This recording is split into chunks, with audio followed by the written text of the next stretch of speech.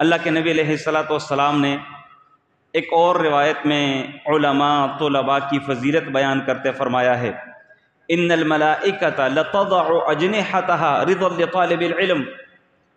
یہ جو فرشتے ہیں نا، یہ اپنے پر طلاب العلم کے پیروں تلے بچھاتے ہیں، ان کی خوشنودی کے لیے، ان کو راضی کرنے کے لیے، ان کو پروٹوکول دینے کے لیے۔ یہ وہ اصل پروٹوکول ہے جو اللہ تعالیٰ کی طرف سے دیا جاتا ہے۔ اور یہ کن لوگوں کو دیا جاتا ہے؟ یہ ان لوگوں کی میں بات کر رہا ہوں جن لوگوں کی ہماری سوچ کے مطابق کوئی ویلیو نہیں ہے، ہماری سوچ کے مطابق بہت بیک ورڈ لوگ ہیں، ہماری دانش کے مطابق انہیں دنیا کے الف بے کا نہیں پتہ۔ میری سوچ یہ ہے، میری دانست یہ ہے کہ بھئی یہ تو بیچارے ایسے ہی اپنی زندگی ضائع کرتے جا رہے ہیں، جبکہ ایسے نہیں۔ سنیے، رب العالمین کی طرف سے پروٹوکول دیا جاتا ہے،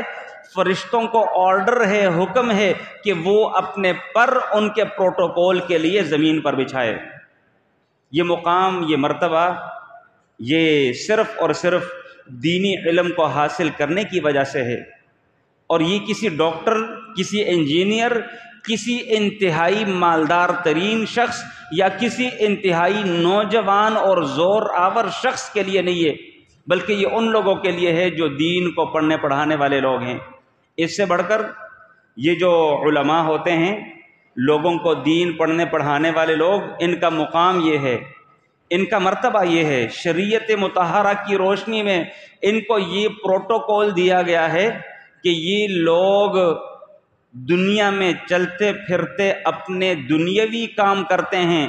لیکن چونٹیاں اپنی بلوں میں، پانیوں کے اندر مچھلیاں ان کے لیے باقاعدہ طور پر استغفار کرتی ہیں کہ اللہ ان کو بخش دے۔ چونٹیاں دعائیں کر رہی ہیں، مچھلیاں پانیوں کے اندر دعائیں کر رہی ہیں۔ یہ پروٹوکول کس کا ہے؟ یہ مقام اور مرتبہ کس کو حاصل ہے؟ ذرا بتائیے گا، کون ہے دنیا میں ایسا شخص کہ وہ اپنے آپ سے بالکل بے خبر ہو کر دنیاوی مخلوقات اس کے لیے استغفار کرتی رہتی ہیں؟ یہ جو مقام اور مرتبہ ہے، یہ ان علماء کا ہے، یہ وہ دین پڑھنے پڑھانے والے لوگوں کا ہے جو ہماری دانست کے مطابق انتہائی بیک ورڈ لوگ ہیں، انتہائی دنیا سے پیچھے رہنے والے لوگ ہیں۔ ہم یہ سمجھتے ہیں کہ ان کو کیا پتا یہ دنیا کے نظام کو کیسے چلا سکیں گے، یا یہ دنیا میں کسی کے کام کیا آ سکیں گے۔ ہماری سوچ یہ ہے۔ اللہ کے نبی علیہ الصلوۃ والسلام نے اس سے بڑھ کر ایک اور روایت میں مزید وضاحت فرمائی، فضل العالم علی العابد کفضلی علی ادناکم، میری فضیلت، میرا مقام، میرا مرتبہ کسی بھی جیسے کہ ایک عام ادنا امتی کے اوپر ہے۔ یعنی اگر موازنہ کیا جائے پیغمبر جو کہ نبی آخر الزماں ہیں ان کے اور ان کے ایک ادنا امتی کے درمیان اگر موازنہ کیا جائے، تو جو مقام، جو فضیلت، جو مرتبہ، جو رفعت و بلندی اللہ کے نبی کو ایک ادنا امتی کے مقابلے میں حاصل ہے، یہی فضیلت کسی بھی عالم دین کو، کسی بھی عبادت گزار کے اوپر حاصل ہے۔ ایک بندہ بہت زیادہ عابد ہے، روزے بھی رکھتا ہے، ذکر و اذکار بھی کرتا ہے، اور بھی بہت ساری عبادتیں کرتا ہے، ریاضتیں کرتا ہے، خود کو تھکاتا ہے، جبکہ ایک عالم دین اس کے مقابلے میں زیادہ عبادتیں کرنے والا تو نہیں،